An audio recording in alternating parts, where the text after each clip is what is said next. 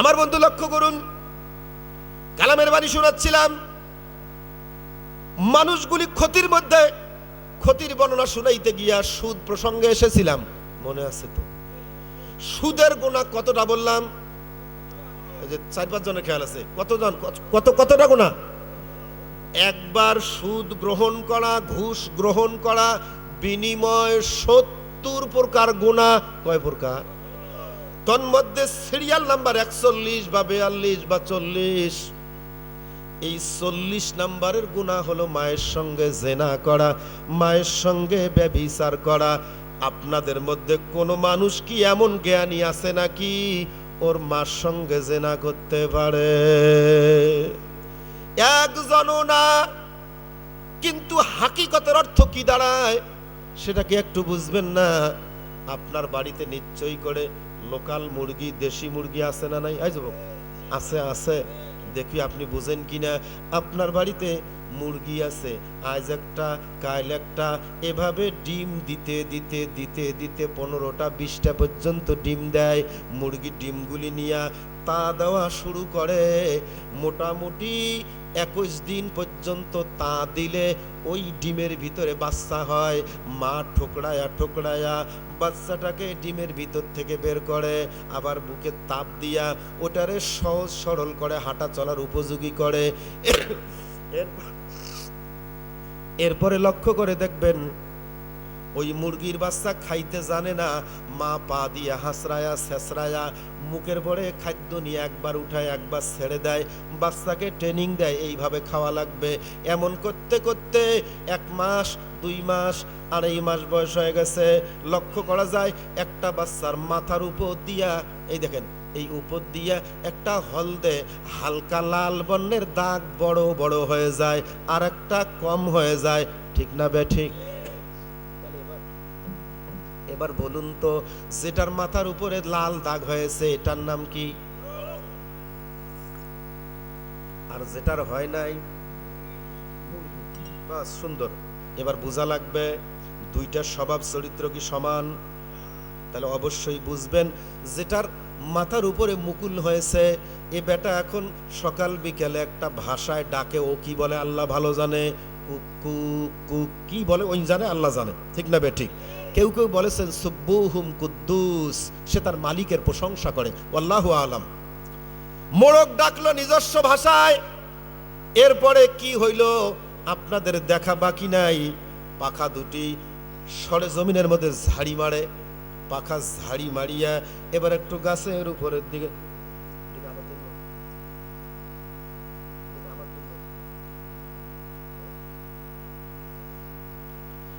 পাখা ঝাড়ি মেরে দেওয়ার পরে মোরগ লাফ দিয়ে উঠেছে, ডানে দেখে বামে দেখে। এইটা আমার শেষ কথা। ডানে দেখে বামে দেখে, মুরগি আছে না নাই? হাই যুবক কথা বল।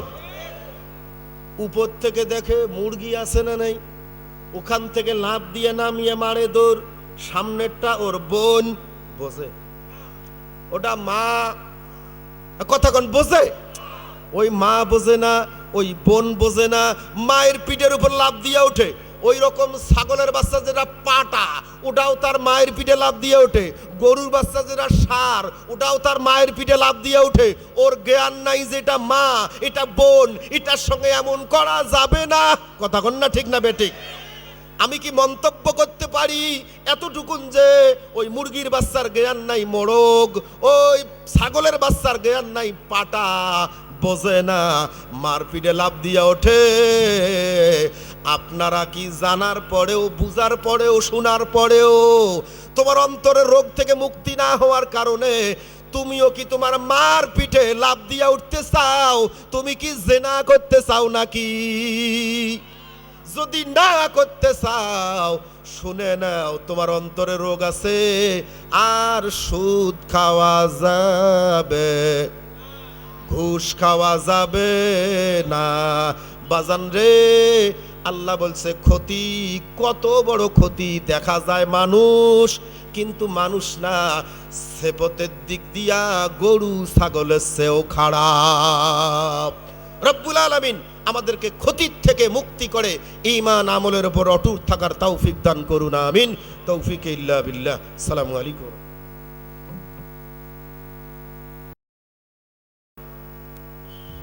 শ্রোতারা সেখান থেকে কি পরিমাণ খুশবু আর কি পরিমাণ সেন্ট বা সুগন্ধি পেয়ে থাকেন, সেটাই দিন শেষে বুঝার উপায়। আরেকটি বিষয় হলো, আমরা যখন মাহফিল মঞ্চে পদার্পণ করব, অত্যন্ত গুরুত্বের সঙ্গে এই কথাটা মনে রাখব যে বক্তার কণ্ঠ ভালো হোক আর খারাপ হোক, উদ্দেশ্য সেটা নয়। বক্তার চেহারা ফর্সা হোক আর কালো হোক, উদ্দেশ্য সেটা নয়।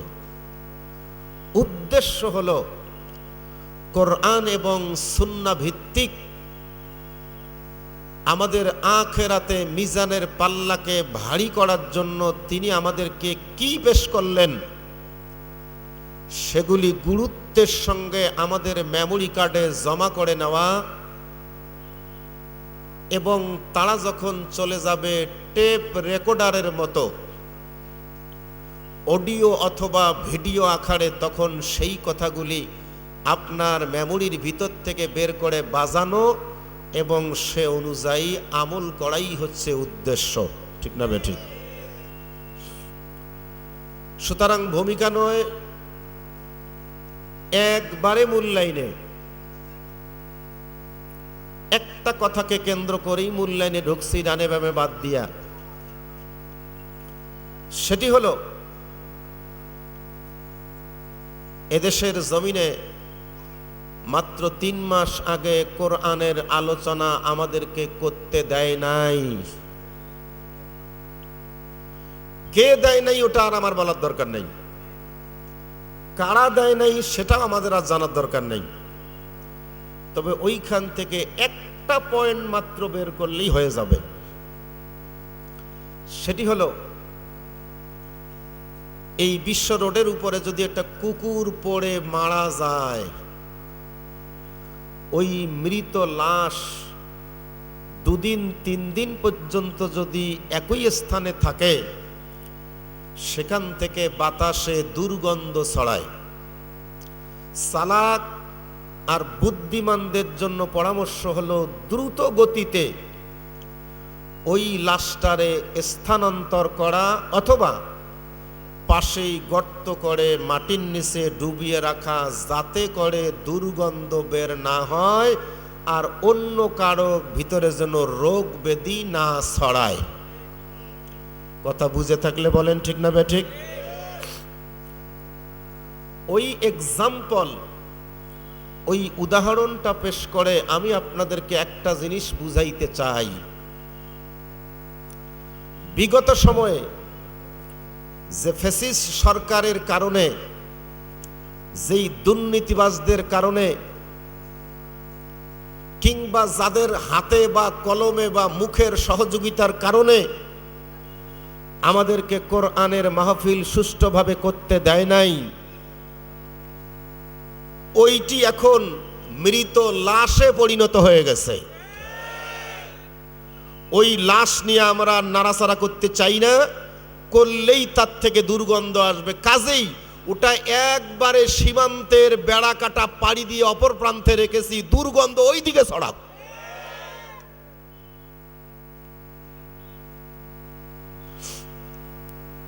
প্রিয় দিনী ভাই, আল্লাহ রাব্বুল আলামিনের কালামে হাকিম থেকে আপনাদের অত্যন্ত পরিচিত, আকৃতিতে একেবারে ছোট এটা সূরা তেলাওয়াত করেছি। সেদিকে মনোনিবেশ করছি, পরিবেশটাকে সুন্দর মনোরম বুঝানোর জন্য, আমলে তৈরি করার জন্য। শুরুতেই একটা বিষয় জানিয়ে দিচ্ছি, সেটি হলো এটা কোরআনের মাহফিল, এটা যাত্রার প্যান্ডেল না, এটা অশ্লীলতা না, এটা ভিডিও না, এটা কালামে হাকিমের মাহফিল, এখানকার শিষ্টাচার রক্ষা করে আমাকে আউট অ্যান্ড গোয়িং হওয়া লাগবে, ঠিক না বেঠিক?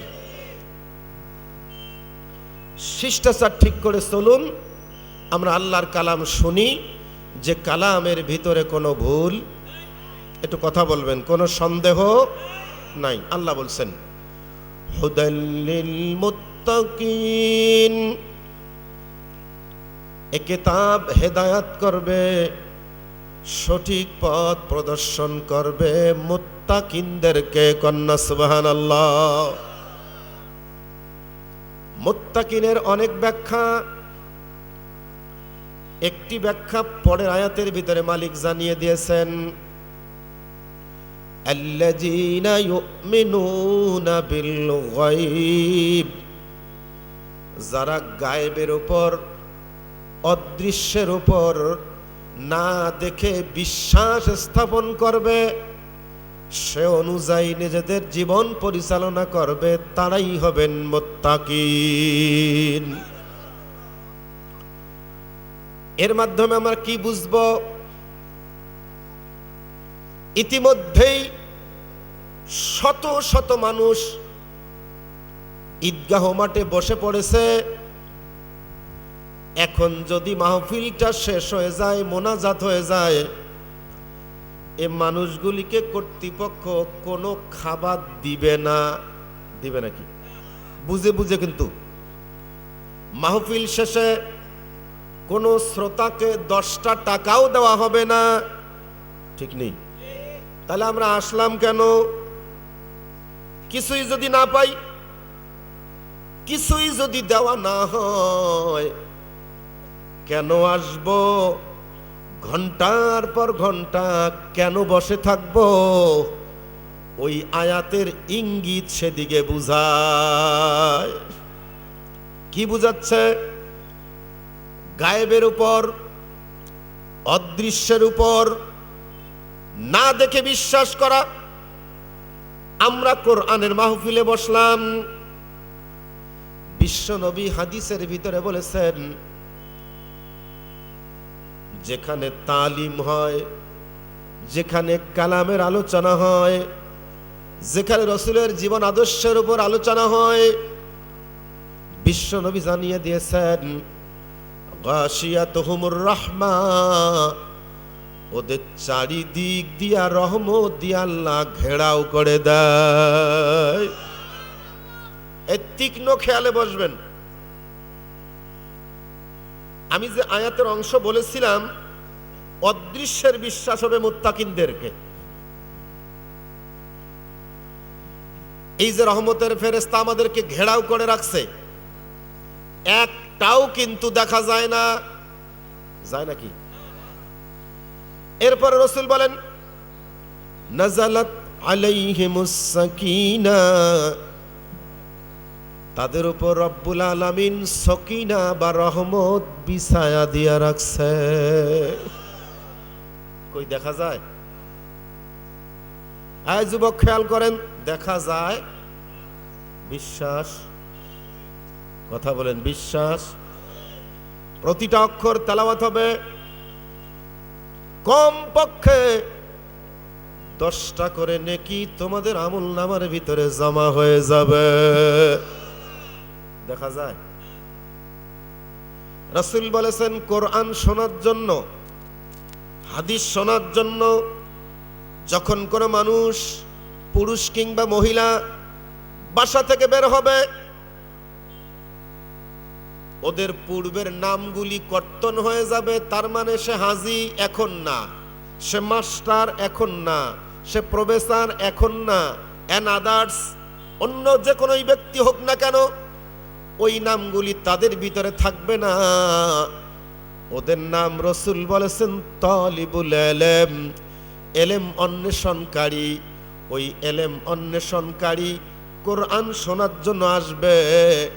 আল্লাহ তাআলা সন্তুষ্ট হয়ে রহমতের একদল ফেরেশতা প্রেরণ করবে। ওই ফেরেশতাকুল রাস্তার পরে তাদের সবুজ পাখা বিছায়া দেয়, পাখার উপরে পা দিয়া হেঁটে হেঁটে মানুষগুলি কোরআন শোনার জন্য আসে।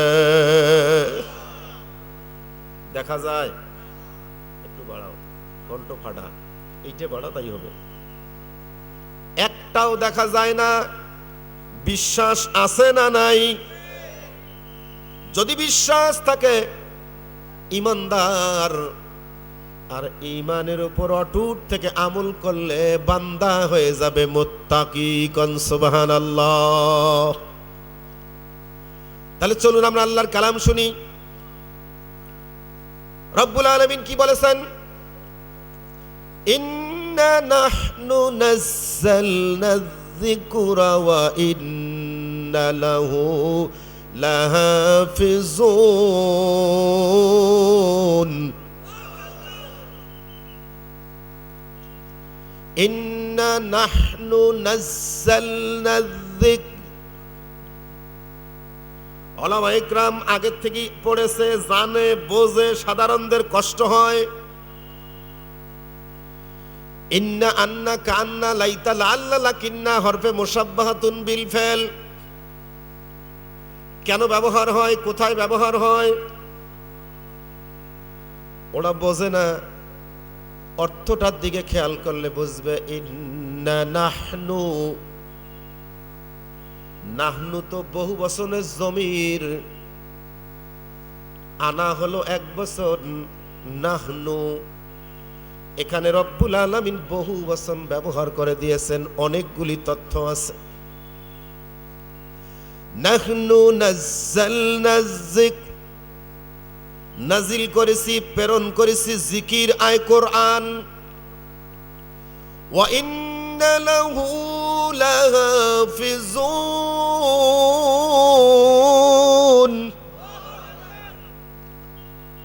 এবং ওই কোরআন হেফাজত করার জিম্মাদারিও নিয়েছি আমি আল্লাহ। কোরআন নাজিল করেছে কে? হেফাজত করা জিম্মাদার কার? চিল্লা চিল্লি করেন না।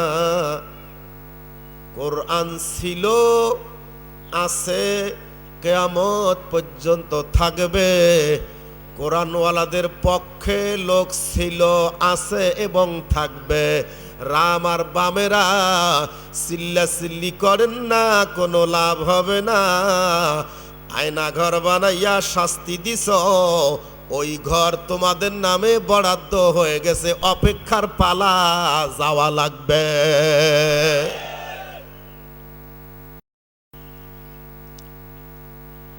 সুতরাং আমার আল্লাহ কোরআন নাজিল করেছে। কোরআন সংরক্ষণ করার দায়িত্ব, হেফাজতের দায়িত্ব আমার আল্লাহ নিয়েছে। এই কথাটার অনেকগুলি তাৎপর্য, এলেমের কমতি, পূর্ণরূপে বুঝাইতে পারবো না। কেননা রব্বুল আলামিন শুরুতে চ্যালেঞ্জ বাণী করেছেন, আলিফ লাম মিম। কমপক্ষে মধ্যে মুত্তাসিল হয় 3 আলিফ পরিমাণ পর্যন্ত টানা লাগবে। পৃথিবীবাসীদেরকে বুঝায়, ও দুনিয়াবাসীরা, তোমরা যারা লেখক, তোমরা যারা গবেষক, তোমরা যারা কবিতা, প্রোজ, পোয়েট্রি এগুলি বানাও, লেখো কবিতা আকারে, তোমরা জেনে রেখো, আজ পর্যন্ত পৃথিবীর বয়স প্রায় আদম নবী থেকে আমার পর্যন্ত এখন প্রায় 11,500 বছর। কোন বিজ্ঞানী কি থিওরি দিছে সঠিক রেজাল্ট তাদের নাই। আর আমরা যা বলি ভুল বুঝাই না, বলিও না। সুতরাং এত বছরের ভিতরে যত বৈজ্ঞানিক, দার্শনিক, কবি, সাহিত্যিক, পণ্ডিত যত রকমের লেখালেখি করেছে, বলাবলি করেছে, আজ পর্যন্ত কোনো বাপের বেটা, কোনো মায়ের পোলা বলতে পারে নাই আমার লেখনির মধ্যে ভুল নাই, ভুল হতে পারে না। এমন কথা কোনো লেখক বলতে পারে নাই, ঠিক কিনা? বরং তাদের যত বড় বড় বই আছে, প্রত্যেকটা বইয়ের শুরুতে ভূমিকা অথবা পটভূমি এখানে উল্লেখ করে দিয়েছে, প্রিয় পাঠকবৃন্দ, আমার পুস্তকটির ভিতরে, আমার লেখনীর ভিতরে যদি কোনো ভুল ত্রুটি পরিলক্ষিত হয় আমাকে জানিয়ে দিবেন, পরবর্তী সংস্করণে এটা সংশোধন করে দিব। এটা দুনিয়ার লেখকদের বাণী, আর আমার আল্লাহ রব্বুল আলামিনের বাণীটা কেমন, শুরুতেই তিনি চ্যালেঞ্জ বাণী করে দিলেন, আলিফ লাম মিম যালিকাল কিতাবু লা রাইবা ফীহি। শুরুতেই বলছে আমার কালামের ভিতরে কোনো ভুল নাই। সুবহানাল্লাহ বলেন। কাজেই দর্শক শ্রোতা পাঠকেরা, ওই পুস্তকাদির ভিতরে ভুল আছে, থাকতে পারে, কিন্তু আমার আল্লাহর কালামের ভিতরে আজ অব্দি পর্যন্ত কোনো ভুল কেউ বাইর করতে পারে না। সুতরাং সেই কালামে হাকিম থেকে আয়াত তেলাওয়াত হয়েছে, ওয়াল আসর ইন্নাল ইনসানা লাফি খুস। ওলামা ইকরাম আছে, ওয়াওকে এখানে কসম অর্থে ব্যবহার করা হয়েছে, ওয়াই কসমিয়া। আল্লাহ তাআলা কসম করেছেন, কিসের কসম? সময়ের কসম। মুফাসসির ইকরাম কেউ লেখে আসর দিয়া আসরের সময়কে বোঝানো হয়েছে, কেউ লেখে আসর দিয়া সময় বোঝানো হয়েছে, কেউ লেখে আসর দিয়া যুগ বোঝানো হয়েছে, কেউ বলে আসর দিয়া কালকে বোঝানো হয়েছে। সব মিলায়া আমি এক লাইনে কসমটা বুঝায় দেওয়ার জন্য চেষ্টা করি। রব্বুল আলামিন বলেন, ওয়াল আসর, আসরের কসম, সময়ের কসম, যুগের কসম। বলেন না সুবহানাল্লাহ। এখন এখানে আরেকটা বিষয়, যেহেতু তাফসীরের অংশ, আমার এলেম কম, পূর্ণরূপে বুঝাইতে পারবো না, চেষ্টা করতেছি। রব্বুল আলামিন কসম কেন করলেন? যেহেতু তিনি আল্লাহুস সামাদ, লাম ইয়ালিদ ওয়া লাম ইউলাদ, তিনি কারো মুখাপেক্ষী নন, তাহাকে কেউ জন্ম দেয় নাই, তিনিও কাউকে জন্ম দেন নাই। ঠিক না বে ঠিক? যেহেতু আমরা বাবা মা থেকে এসেছি, ঠিক নি ঠিক নি ঠিক নি, আমাদের জন্মদাতা তাহলে আছে, আমরাও সন্তান জন্ম দিয়েছি, ঠিক নেই? আমরা মুখাপেক্ষী, কিন্তু মালিক কাহারও কাছে মুখাপেক্ষী নন, অর্থাৎ তিনি অভাবী নন। গায়ের ভাষায় বলি, তেনার কোনো ঠেকা নাই। তিনি কেন কসম করলেন? হয়তো দোকানদার বেচা বিক্রির কারণে কখনো কসম করতে পারে, জমির মালিক কখনো কসম করতে পারে,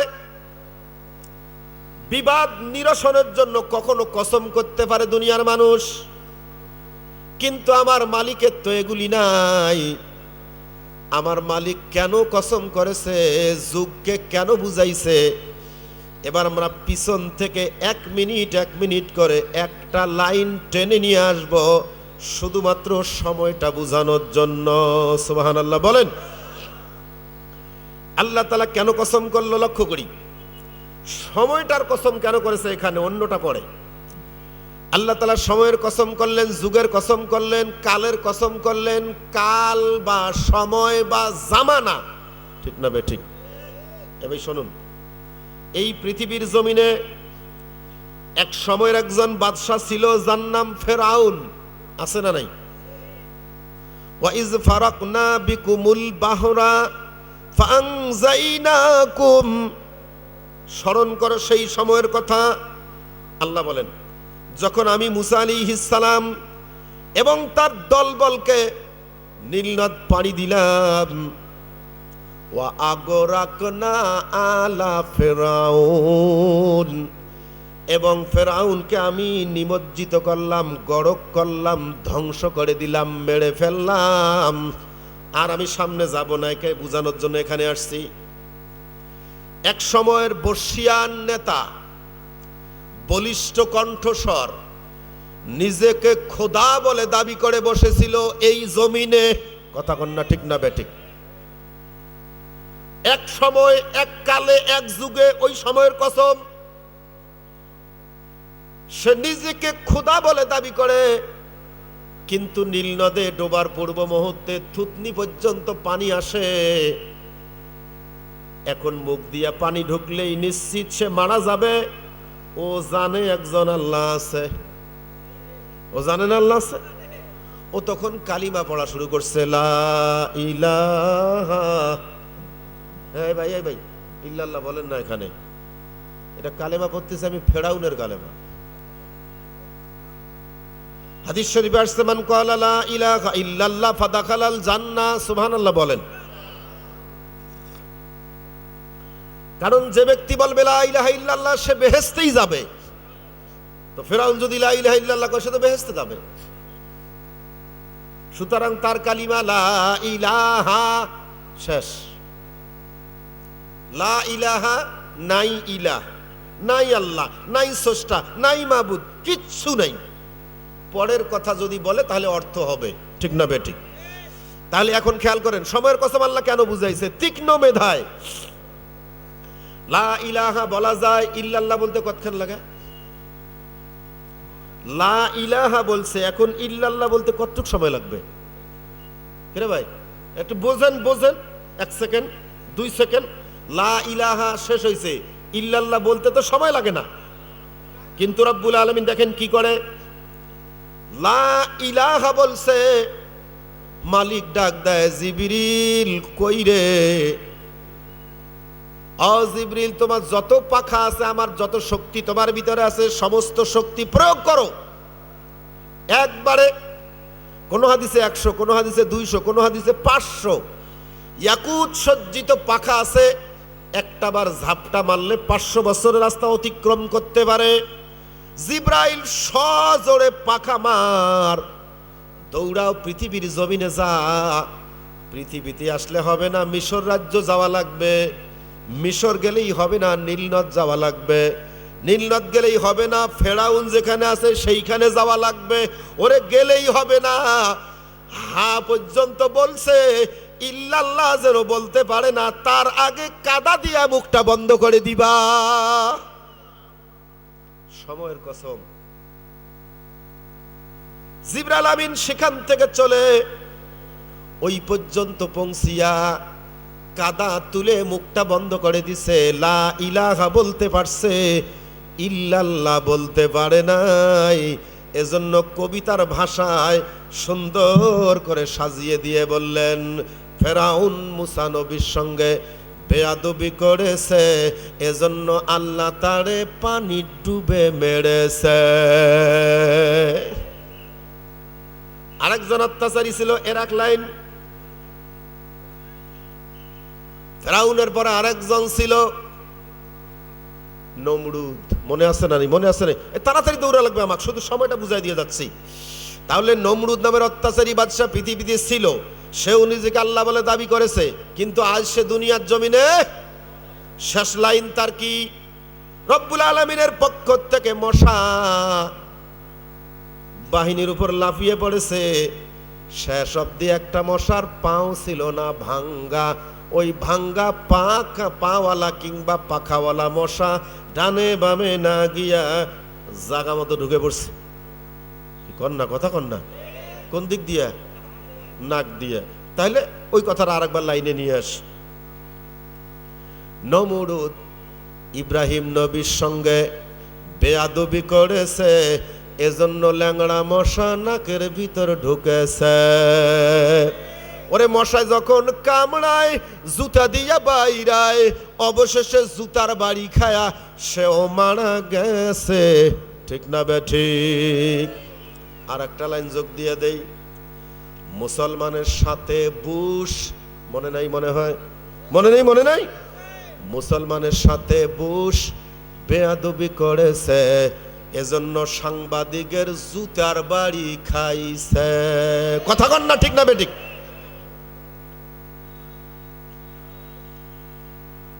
তাহলে বেয়াদবি করলো ফেরাউন, রব্বুল আলামিন পানি চুবায় মারল। নমরুদ বেয়াদবি করলো, জুতার বাড়ি খেয়ে দুনিয়ার জমিন থেকে বিদায় হয়ে গেল। মুসলমানের সঙ্গে বেয়াদবি করলো, বুশ জুতার বাড়ি খেয়ে গেল। ওই জুতার যে কত ডলার দাম উঠেছে, আপনারা যারা হয়তো ইউটিউব দেখেন, যারা হয়তো ঘাটাঘাটি করেন, তারা জানতে পারেন ওই জুতাটার দাম কত বেশি, ঠিক কিনা?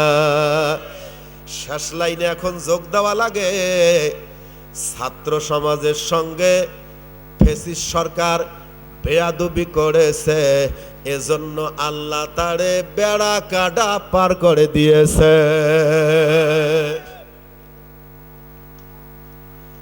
আমার বন্ধু পয়েন্টে আসেন,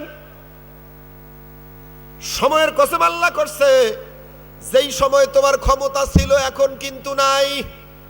নমরুদের ক্ষমতা ছিল এখন কিন্তু নাই, সাদ্দাদের সময় ছিল এখন নাই।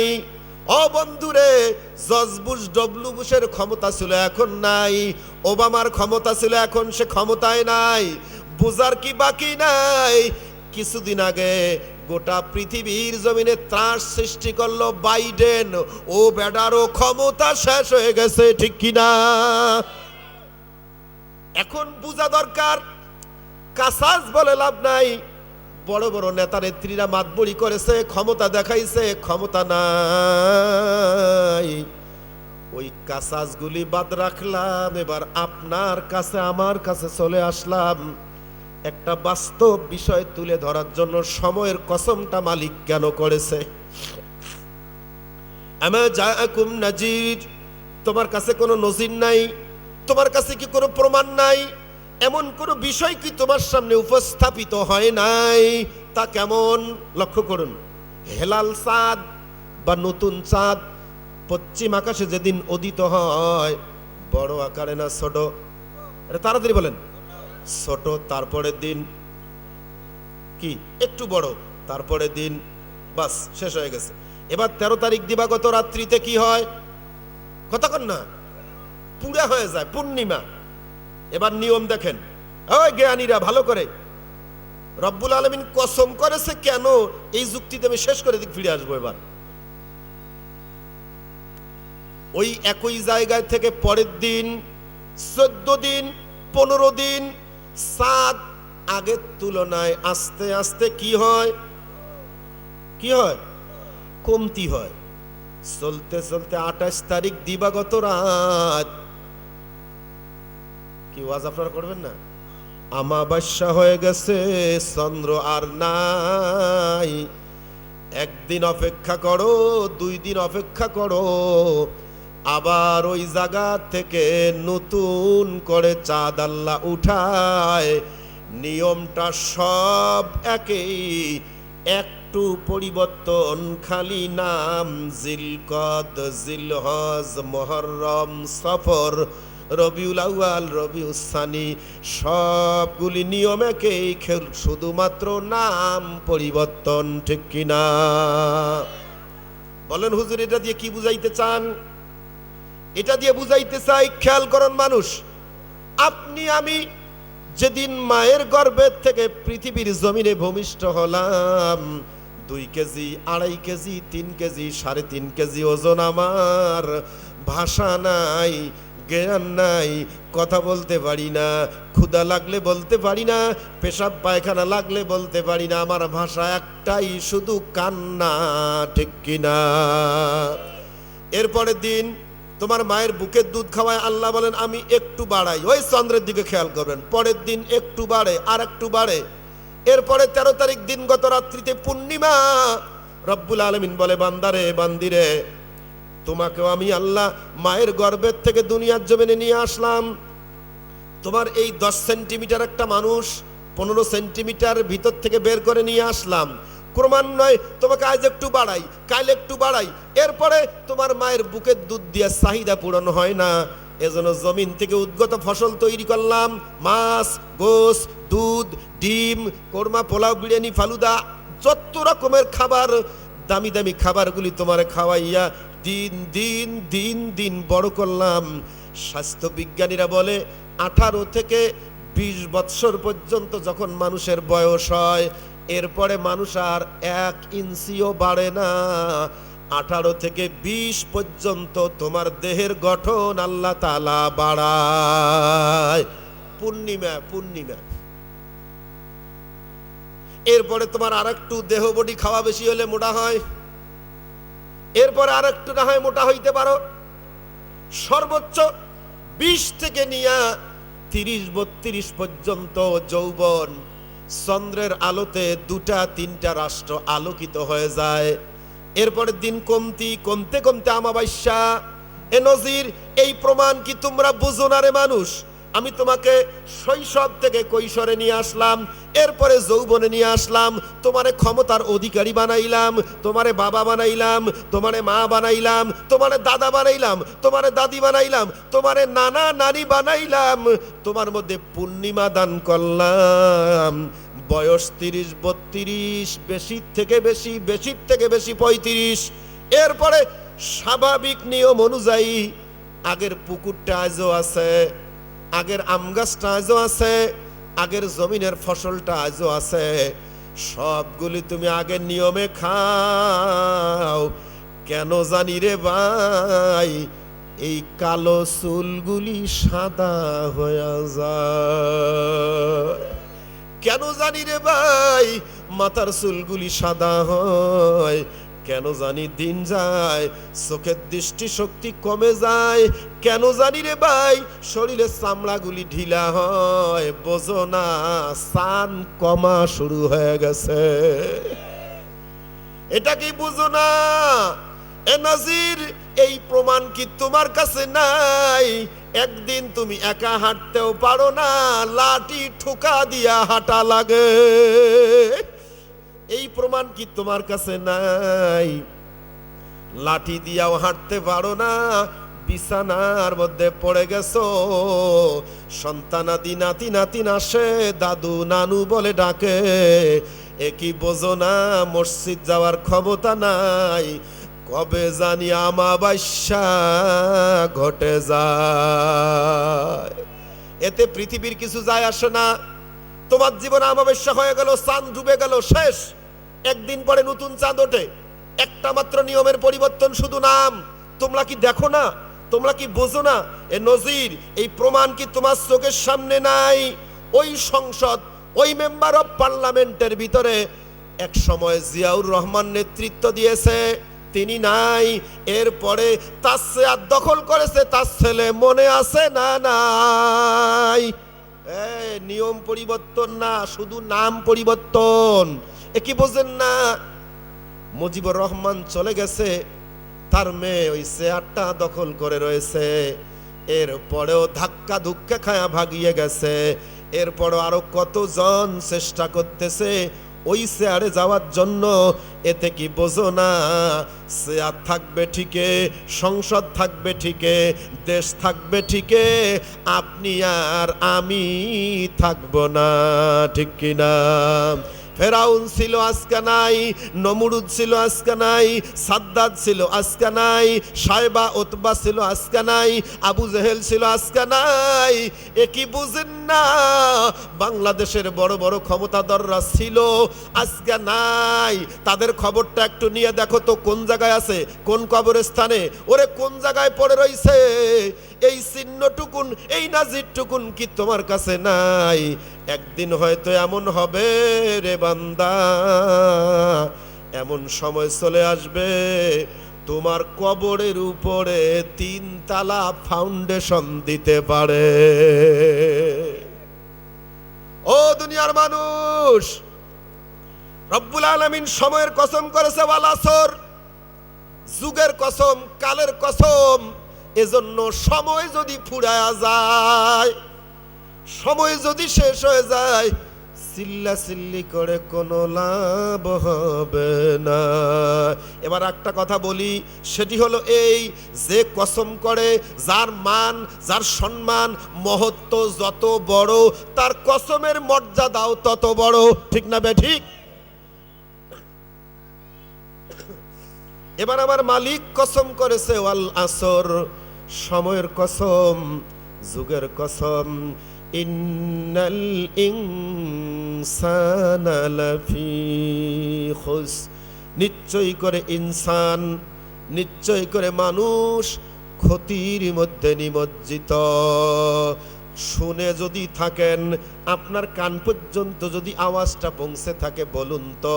এবার মালিক বলল, ইন্নাল ইনসান, নিশ্চয় করে মানুষ, লাফি খুস, ক্ষতির মধ্যে রহিয়াছে, মানুষগুলি ক্ষতির মধ্যে রহিয়াছে। এ বর্ণনা কার?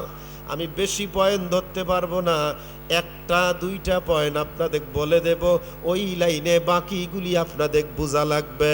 আমার মালিক বলল ক্ষতি, আর আমরা সবাই দেখি লাভ। কারণ কি? জমি জমা চাষ করি এজন্য যে লাভ হবে, চাকরি করি কেন লাভ হবে, ব্যবসা করি কেন লাভ হবে। বান্দারে সবগুলা পয়েন্ট তুলে ধরলাম না, দুটা কথা বললাম, এই দুইটার ইঙ্গিত দিয়ে আবার ভিতরে ঢুকায় দেই। মালিক বলছে মানুষগুলি ক্ষতির মধ্যে আছে, আর আমরা দেখি সবাই লাভের মধ্যে আছি। আমার মালিক কি বুঝাইলো সেটা একটু লক্ষ্য করে দেখুন। এবার রব্বুল আলামিন বলেন, ও দুনিয়াবাসী কান লাগাও, তোমরা ক্ষতির মধ্যে আছো। কসম করেছি আগে, কসম করার পরে বলছি মানুষগুলি ক্ষতির মধ্যে নিমজ্জিত, আমরা দেখি লাভের মধ্যে। এই লাভ আর ক্ষতি নিয়ে কয়েকটা মিনিট একটু ইঙ্গিত দেওয়া যাক, চালাকদের জন্য, বুদ্ধিমানদের জন্য নসিহত যেন যথেষ্ট হইয়া যায়। কত বড় ক্ষতি, ক্ষতির দিকে যাব এবার। এক নাম্বার, আমার মালিক বলে, অকরনা ফি বুয়ুতিকুন্না ওয়ালা তাবাররাজনা তাবাররুজাল জাহিলিয়াতিল উলা। মালিক বলে, করনা ফি বুয়ুতিকুন্না, নারী জাতিরা বসবাস করো পর্দার ভিতরে। আপনাদের কাছে শুনতে চাবো, এ বিধানটা আমার না আল্লাহর? আয় যুবক কথা বলেন, বিধানটা আমার না আল্লাহর? আল্লাহর বিধান কি ঠিক না বেঠিক? তাহলে আল্লাহ তাআলা কি বলে, ওয়ামান লাম ইয়াহকুম বিমা আনজালাল্লাহ ফাউলাইকা হুমুল কাফিরুন। আল্লাহ রাব্বুল আলামিন বলেন, আমার নাজিল করা কোরআনের বিধান যারা মানবে না, ফাউলাইকা হুমুল কাফিরুন, তারা সব কাফের হয়ে যাবে। ঠিক না বেঠিক? এখন আপনিও হতে পারেন, আমিও হতে পারি, মাহফিল কমিটিও হতে পারে, আন্দারিজারিও হতে পারে, গোটা পৃথিবীর যে কোনো ব্যক্তি হতে পারে, যে কোরআন মানবে না সে কাফের হয়ে যাবে। ঠিক না বেঠিক? তাহলে আমি লাভ আর ক্ষতি বুঝাইতে চেয়েছিলাম। মালিক বলছে ক্ষতি, কেমন কেমন ক্ষতি, একটু হালকা টাচ দিয়া যাচ্ছে একটা আয়াত দিয়া, করনা ফি বুয়ুতিকুন্না, নারী জাতি বসবাস করো পর্দার ভিতরে। এ হুকুমটা আমার না আল্লাহর। এই বিধান যারা মানে না, সহজ ভাষায় আগে বোঝেন, এরপরে কঠিন হব। আগে সহজ ভাষায় বোঝেন, এই বিধানটা আমার আল্লাহর। এই আয়াতটা যারা মানবে না, যারা অস্বীকার করবে, তুচ্ছ তাচ্ছিল্য উপহাস ঠাট্টা করবে, পর্দার বিধান মেনে কি হয়, ঘোমটা দিয়া কি হয়, এর চাইতে সুন্দর ফেসটা পরপুরুষকে দেখাবে, নিজের দিকে আকৃষ্ট করবে। রসুল অনেকগুলি কথা বলেছেন, তাদের জন্য পরে সেটা নিয়ে আসা যাবে। আগে লক্ষ্য করুন, মালিকের বিধান, নারীরা থাকবে পর্দার ভিতরে। এই বিধানটাকে যারা মানবে না, প্রথমোক্ত আয়াতকে অস্বীকার করলো, দ্বিতীয়ত বলা যায় তওবা যদি না করে, এ অবস্থায় মারা যায়, কুফরির মধ্যে নিমজ্জিত হওয়ার সম্ভাবনা, একেবারে এরা জাহান্নামে চলে যাবে। ঠিক কিনা? মাসাইলগত দিক দিয়ে একটা ছোট্ট আলোচনায়, সেটি হলো ভাবি দেবরের সঙ্গে যদি একবার দেখা করে, চাচাতো ভাই বোনের সঙ্গে যদি একবার দেখা করে, ফুফাতো ভাই, খালাতো ভাই, মামাতো ভাই একবার যদি তার বোনের সঙ্গে সাক্ষাৎ করে, পর্দার বিধানটাকে লঙ্ঘন করে, অনলি একবারের কারণে একটা কবিরা গুনাহ হবে। একটা কবিরা গুনার জন্য কম পক্ষে ৭,০০০ বছর জাহান্নামে জ্বালা লাগবে। নাউজুবিল্লাহ বলেন। এবার আপনাদের কাছে আমার বলার কথা, আল্লাহ তাআলা বলল মানুষগুলি ক্ষতির মধ্যে আছে আর আমরা দেখি লাভ। একবার পর্দার বিধান লঙ্ঘন করলে ৭,০০০ বছর জাহান্নাম। হায়াত কয় বছর? ৭০-৮০ বছর ধরলাম। একটু বুঝুন, ৮০ বছরের জিন্দিগি সুখে থাকতে গিয়া ১০০ বছরের জিন্দিগি আরামে কাটানোর জন্য কেউ আরামে থাকতে পারে নাই ইল্লা ফেরাউন। ফেরাউনের ৪০০-৪৫০ বছরের সর্দি জড়ো হয় নাই, ও থাকতে পারে নাই। আর আপনারা কেউই থাকতে পারবেন না। চিরন্তন সত্যবাণী। মালিকের বিধানের দিকে খেয়াল করেন।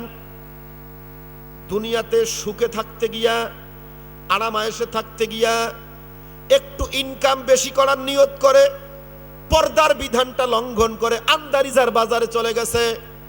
একটা কবিরা গুনাহ কমপক্ষে ৭,০০০ বছর জাহান্নাম। লাভ না ক্ষতি? বলেন লাভ না ক্ষতি? আপনারা দেখতেছেন লাভ, আমরা দেখি ক্ষতি। এই ক্ষতিটা কি এক কথায় বোঝানোর চেষ্টা করব। এই লাইনে আর বেশিক্ষণ থাকবো না, আমি আরেক লাইনে যাব, শুধু টাচ দিয়ে যাচ্ছি। মানুষগুলি ক্ষতির মধ্যে, আল্লাহ বলল আমরা দেখি লাভ। লাভ আর ক্ষতির একটা পয়েন্ট পর্দা সম্পর্কিত বলেছি। এখন বাকি বিধানগুলি এর ভিতরে সংশ্লিষ্ট হবে, এজন্য একটা এক্সাম্পল বা যুক্তি উপস্থাপন করছি। আশা করি আপনাদের সকলের বুঝে আসবে। এখন আশপাশে কোনো টালের আবাদ আছে? দুই একটা টালের আবাদের কথা বলেন। আচ্ছা, হইছে। মরিচের টাল, বেগুনের টাল, পটলের টাল, এই আবাদ কৃষি কাজ আছে। তাড়াতাড়ি বলবেন আছে তো এরকম কিছু? এই কথাটা বুঝে আসছে তো? বাস। ওই বেগুন খেতে ডগা ছিদ্রকারী কিছু পোকার আক্রমণ করেছে। রাতারাতি ডগাগুলা মুড়িয়ে যাচ্ছে, ভিতরে ভাঙলে দেখা যায় তাজা পোকা। আপনি চলে গেলেন আন্দারিজার বাজারে কীটনাশকের দোকানে, আল্লাহর বান্দা এমন একটা বীজ দিল, বলল এইটা নিয়ে বিকেল বেলা একটু স্প্রে করে দিয়েন, দেখবেন পোকা শেষ। এক কথায় ওটার নাম বিষ। আপনি নিয়ে আসলেন, কিন্তু আপনার বিবি সাহেবা দীর্ঘ ৩ মাস থেকে অসুস্থতার কারণে একজন MBBS FCS সহ আরো অনেক ডিগ্রিধারী ডাক্তারকে দেখাইছে। ব্লাডের টেস্ট সহ মোটামুটি ৮-১০টা টেস্টের পরে 5টা ঔষধ নির্ধারণ করেছে। তন্মধ্যে 2টি সিরাপ আর 3টি ট্যাবলেট। নিয়মিত 1 মাস সেবন করার পরে আমার শরণাপন্ন হবেন। এগুলি দেখার পরে ঔষধ চেঞ্জ করব বা বাড়াবো কমাবো, রোগের উপর নির্ণয় করে। এবার আসুন, আল্লাহর বান্দা এই ঔষধ 5টা বিবি সাহেবাকে দিছে, নিয়মিত খাচ্ছে। আজকে ঔষধ খাওয়ার সময় 29 দিন, একদিন পরে ডাক্তারের কাছে যাবে। তো মোটামুটি ভাবে আলহামদুলিল্লাহ 29 দিনের ঔষধ সেবন করার কারণে রোগী আগের তুলনায় 95% সুস্থ হয়ে গেছে। এমত অবস্থায় আজকে এশার নামাজের পরে আপনার বিবি সাহেবা ওই ভিটামিনের ফাইল খাওয়ার জন্য গিয়া বিদ্যুৎটা গেছে চলে। বছরে ভিটামিনের সিরাপের পাশে বেগুনের ডগা ছিদ্রকারী বিষের বোতল ছিল। বুঝার বাকি আছে? আস্তে করে আম্মাজান বোতলের মুখটা খুলে আগের নিয়মে 2 চামচ ঔষধ ঢেলে নিয়ে আল্লাহ বর্ষা দিছে মারি। এবার আপনাদের কাছে আমার জানার বিষয়, 29 দিন ঔষধ খাওয়ার পরে vitamin, iron, zinc, calcium, gastrology সমস্ত ঔষধ সেবন করার পরে যতটুকুন উপকৃত হয়েছে, এই এতদিনের ঔষধের পাওয়ার আর মাত্র 1 চামচ বিষের পাওয়ার সমান। কি এবার বলেন?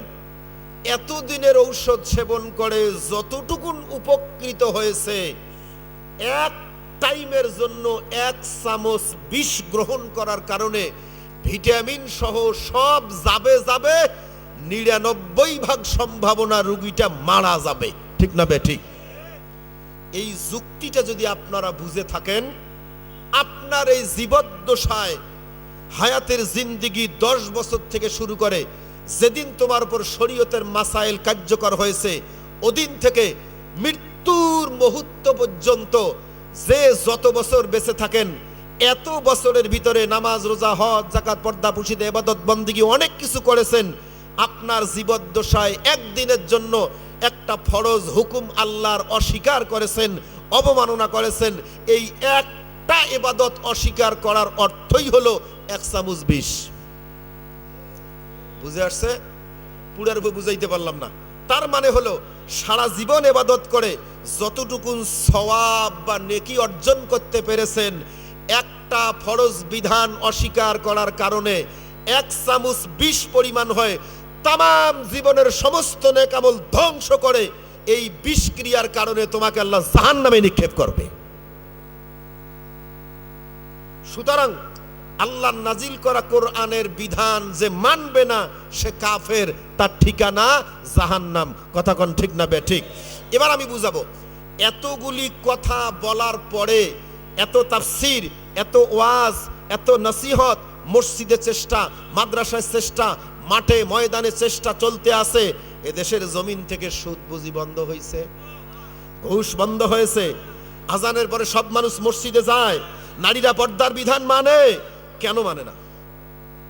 এত নসিহতের পরে মানুষগুলি কেন আমল করে না? এটাই হলো আজকের তাৎপর্যপূর্ণ বিষয়।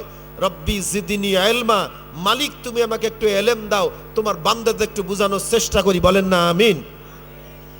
এত নসিহত, কেন নামাজ পড়ে না, কেন রোজা করে না, কেন পর্দার বিধান মানে না, কেন হালাল হারাম বেছে চলে না, কেন জমিনের আইল ঠেলে, কেন সরকারের পক্ষ থেকে টাকা আসলে সেখানে ভ্যাট বসায় 2%, 3%।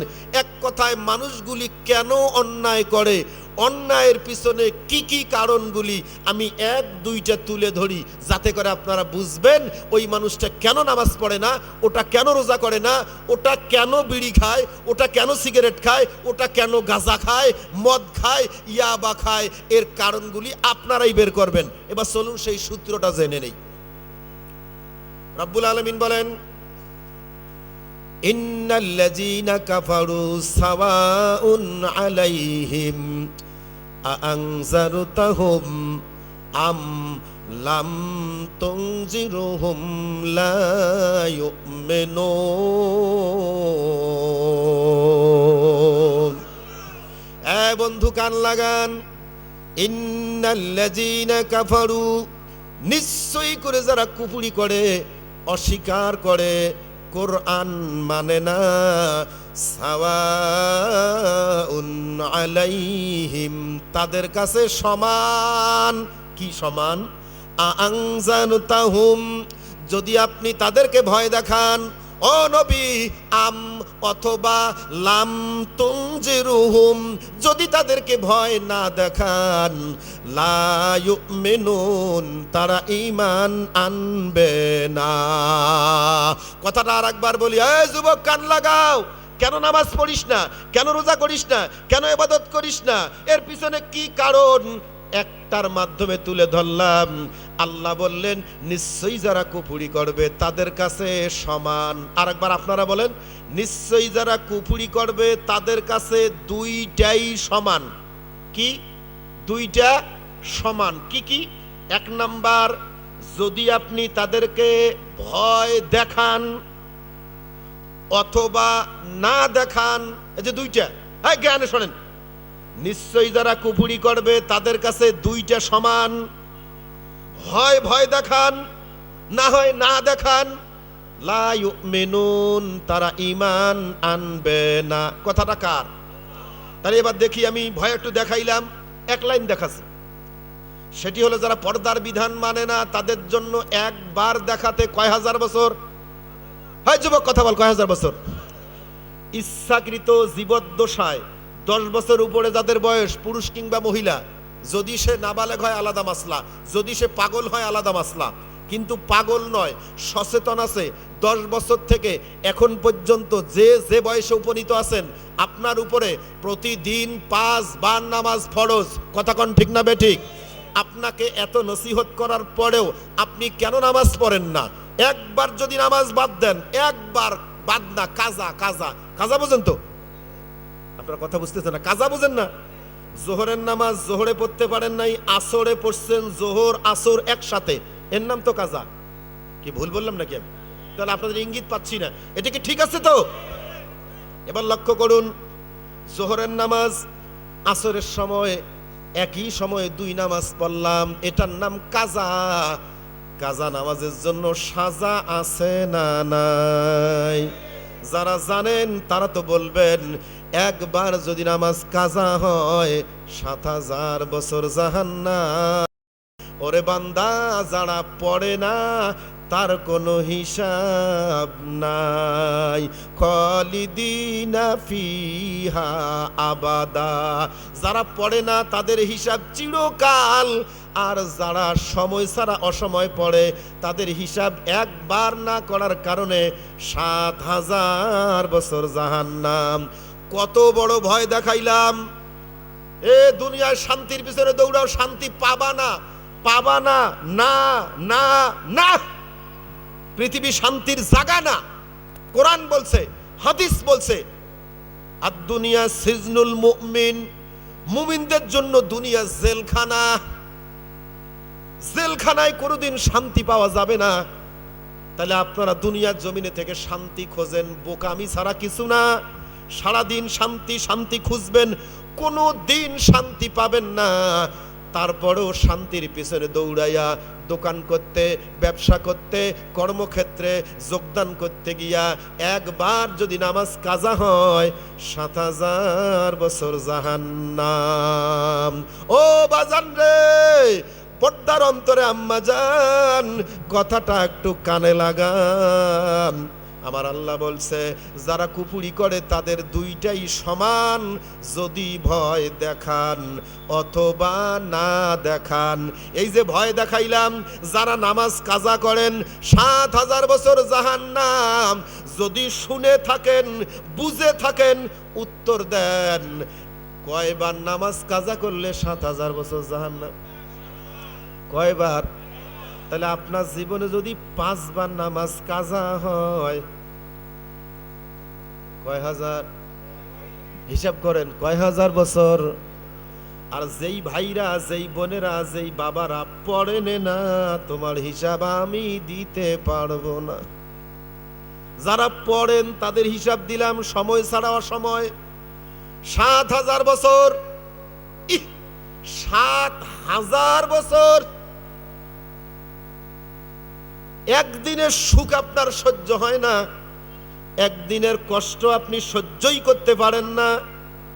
7000 বছর কেমন করে থাকবেন?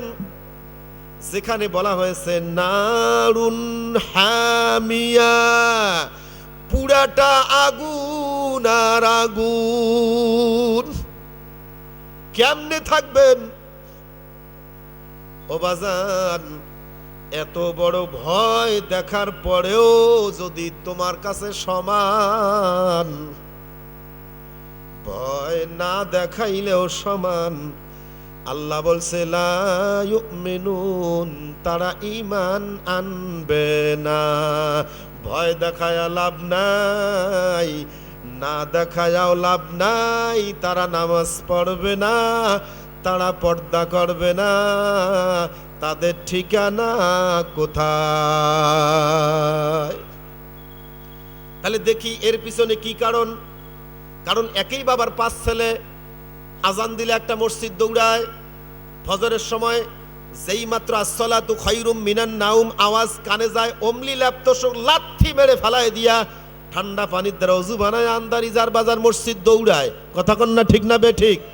আরেকজন নাকের ভিতরে যেন নাক ডেকে ঘুমায়, আরেকজন যেন সিগারেট নিয়ে বাথরুমে যায়। কি কারণ? একই বাবা, একই মা, একই জমিন, একই ফসল, একই বাড়ির থাকে, আজান দিলে মসজিদ দৌড়ায়। আল্লাহর বান্দা পাঞ্জাবি ছাড়া রাস্তা হাঁটতে পারে না, আর একজন আছে পাঞ্জাবি নিয়ে হাঁটতে পারে না।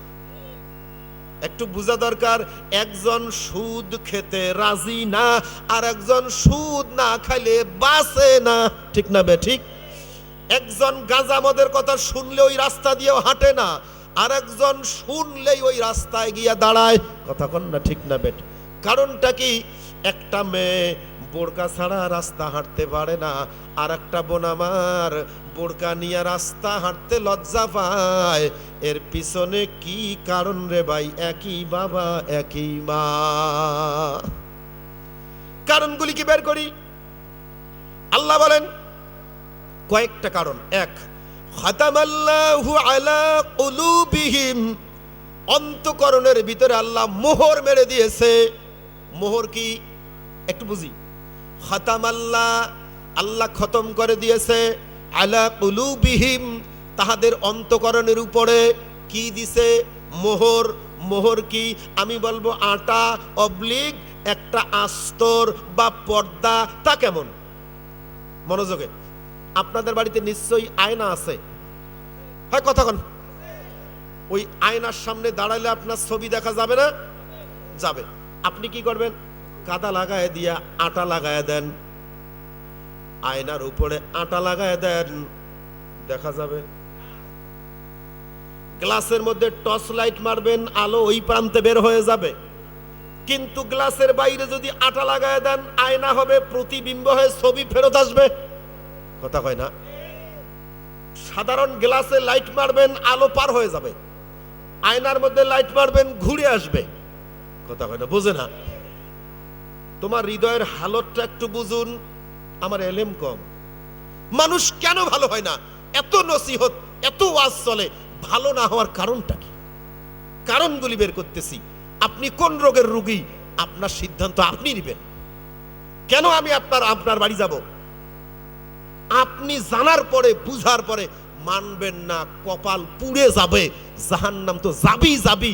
আফসোস, বলবি ইয়া লাইতানি কুনতু তুরাবা, কোনো লাভ হবে না সেদিন।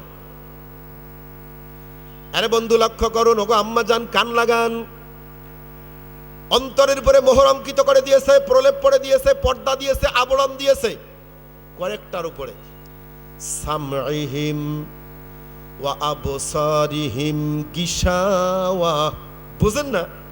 অন্তরের উপরে পর্দা, দৃষ্টিশক্তির উপরে পর্দা, যেন দেখিয়াও দেখবে না।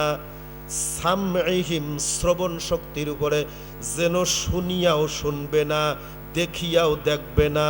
কলব আছে, বোঝে না। কারণটা কি রে ভাই? তার আগে আরো একটা কথা আছে, কথাও বোঝা লাগবে।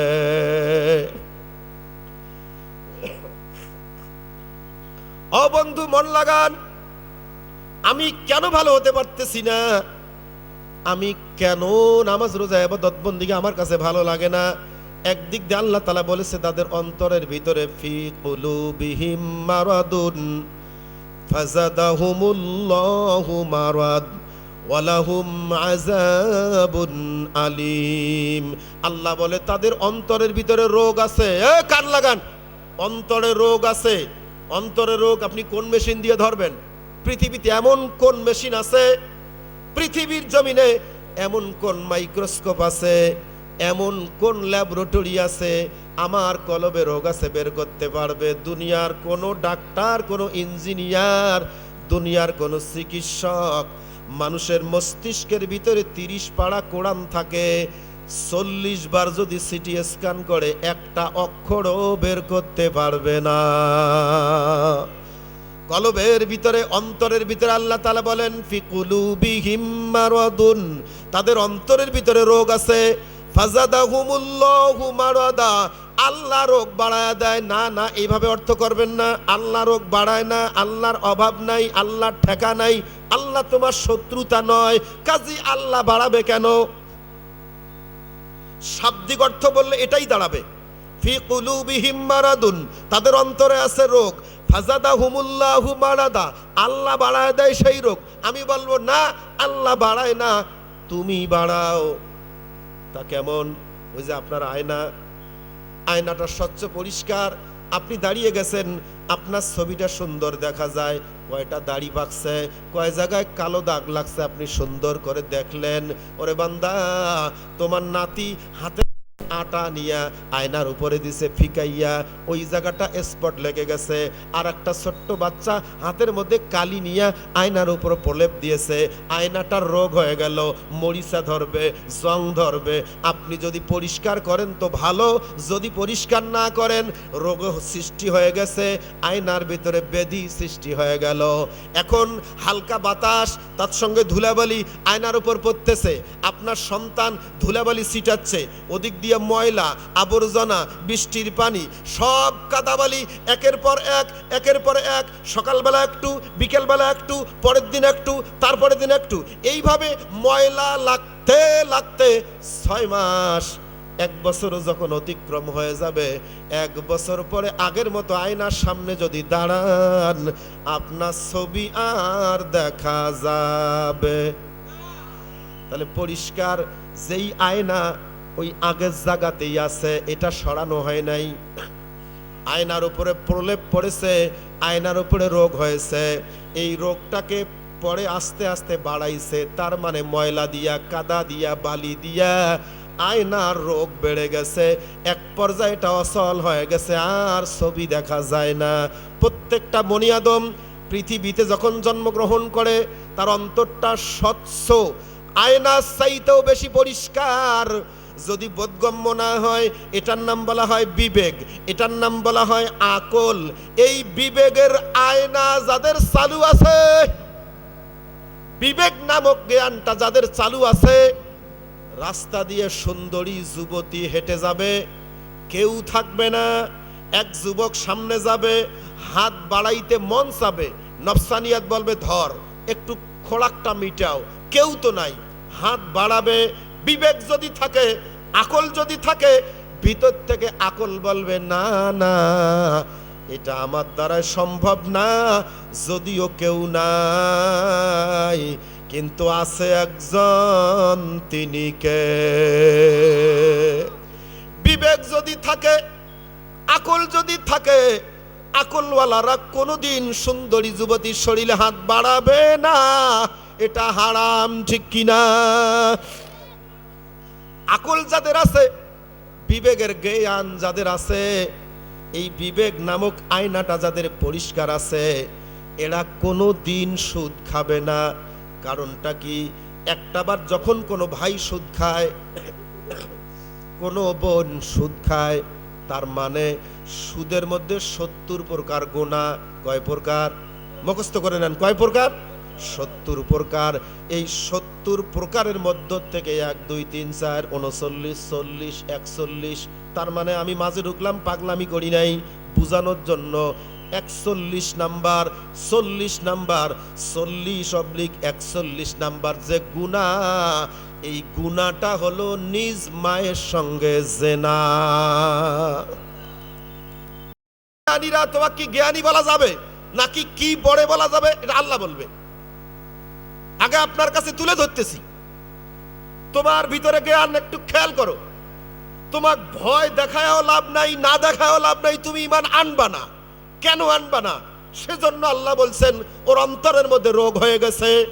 রোগটাকে আল্লাহ বাড়ায় না, তুমি গুনাহ করো আল্লাহ বাড়ায়, তুমি গুনাহ করো আল্লাহ বাড়ায় দেয়। তার মানে একবার আয়নায় কাদা দিছো, এক অল্প জায়গায় রোগ হয়েছে, আর একটু দিছো, আর একটু বেড়ে গেছে, আর একটু দিছো, আর একটু বেড়ে গেছে। তুমি একবার কবিরা গুনাহ করেছো, একটা দাগ পড়েছে, তওবা করলে মাফ হয়ে যাইতো। তুমি তওবা করো নাই, আরেকটা গুনাহ করেছো, আরেকটা দাগ লাগছে, আরেকটা গুনাহ করেছো, আরেকটা দাগ লাগছে। এভাবে গুনাহ করতে করতে ছোট্ট হৃদয়টা, সত্য বিবেকটা একেবারে কালো করে ফেলেছো।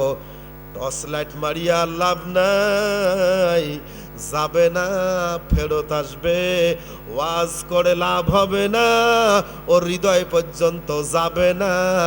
ওটা কালো দাগ লেগে গেছে, যতক্ষণ দাগ উঠবে না ততক্ষণ ও নামাজি রোজাদার হবে না। আমার বন্ধু লক্ষ্য করুন, কালামের বাণী শোনাচ্ছিলাম, মানুষগুলি ক্ষতির মধ্যে, ক্ষতির বর্ণনা শুনাইতে গিয়া সুদ প্রসঙ্গে এসেছিলাম, মনে আছে তো? সুদের গুনাহ কতটা বললাম? এই যে 4-5 জনের খেয়াল আছে, কতজন কতটা গুনাহ? একবার সুদ গ্রহণ করা, ঘুষ গ্রহণ করা, বিনিময় 70 প্রকার গুনাহ। কয় প্রকার? তন্মধ্যে সিরিয়াল নাম্বার 41 বা 42 বা 40, এই 40 নাম্বারের গুনাহ হলো মায়ের সঙ্গে জেনা করা, মায়ের সঙ্গে ব্যভিচার করা। আপনাদের মধ্যে কোনো মানুষ কি এমন জ্ঞানী আছে নাকি ওর মার সঙ্গে জেনা করতে পারে? একজনও না। কিন্তু হাকিকতের অর্থ কি দাঁড়ায় সেটা কি একটু বুঝবেন না? আপনার বাড়িতে নিশ্চয়ই করে লোকাল মুরগি, দেশি মুরগি আছে না নাই? আছে, আছে। দেখি আপনি বুঝেন কিনা। আপনার বাড়িতে মুরগি আছে, আজ একটা কাল একটা, এভাবে ডিম দিতে দিতে দিতে দিতে 15টা 20টা পর্যন্ত ডিম দেয়। মুরগি ডিমগুলি নিয়ে তা দেওয়া শুরু করে। মোটামুটি 21 দিন পর্যন্ত তা দিলে ওই ডিমের ভিতরে বাচ্চা হয়। মা ঠোকরায়া ঠোকরায়া বাচ্চাটাকে ডিমের ভিতর থেকে বের করে, আবার বুকে তাপ দিয়া ওটারে সহজ সরল করে হাঁটা চলার উপযোগী করে। এরপরে লক্ষ্য করে দেখবেন ওই মুরগির বাচ্চা খাইতে জানে না, মা পা দিয়া হাসরায়া ছেসরায়া মুখের পরে খাদ্য নিয়ে একবার উঠায় একবার ছেড়ে দেয়, বাচ্চাকে ট্রেনিং দেয় এইভাবে খাওয়া লাগবে। এমন করতে করতে 1 মাস 2 মাস 2.5 মাস বয়স হয়ে গেছে। লক্ষ্য করা যায় একটা বাচ্চার মাথার উপর দিয়া, এই দেখেন, এই উপর দিয়া একটা হলদে হালকা লাল বর্ণের দাগ বড় বড় হয়ে যায়, আর একটা কম হয়ে যায়। ঠিক না বেঠিক? এবার বলুন তো, যেটার মাথার উপরে লাল দাগ হয়েছে এটার নাম কি? আর যেটার হয় নাই, বাস সুন্দর। এবার বোঝা লাগবে দুইটার স্বভাব চরিত্র কি সমান? তাহলে অবশ্যই বুঝবেন যেটার মাথার উপরে মুকুল হয়েছে এ বেটা এখন সকাল বিকেলে একটা ভাষায় ডাকে, ও কি বলে আল্লাহ ভালো জানে, কুকু কুক কি বলে ওই জানে, আল্লাহ জানে। ঠিক না বেঠিক? কেউ কেউ বলেছেন সুব্বুহুম কুদ্দুস, সে তার মালিকের প্রশংসা করে, আল্লাহু আলাম। মোরগ ডাকলো নিজস্ব ভাষায়। এরপরে কি হইল আপনাদের দেখা বাকি নাই। পাখা দুটি সরে জমিনের মধ্যে ঝাড়ি মারে, পাখা ঝাড়ি মারিয়া এবার একটু গাছের উপরের দিকে,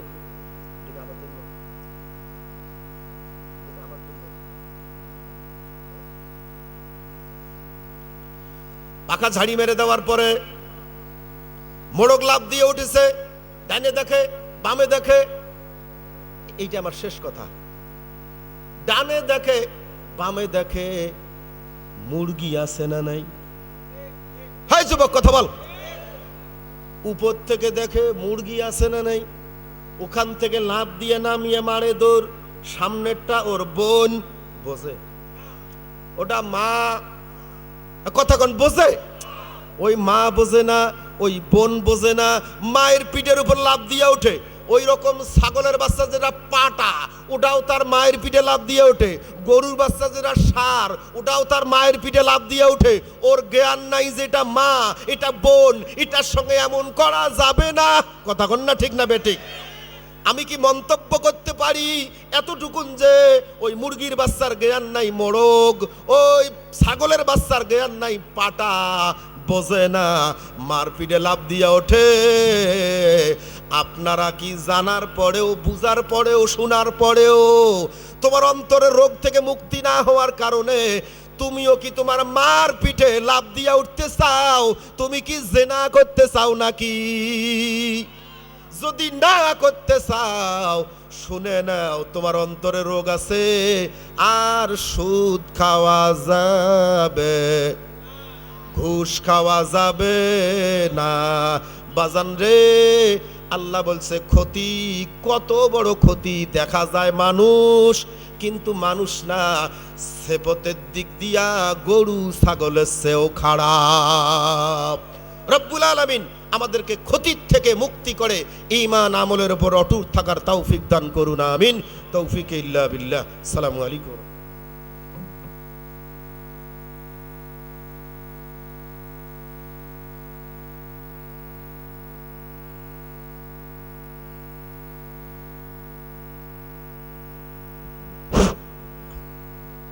আলহামদুলিল্লাহ, প্রধান অতিথির আগমন, শুভেচ্ছার স্বাগতম। প্রধান অতিথির আগমন, শুভেচ্ছার স্বাগতম। আমাদের আজকে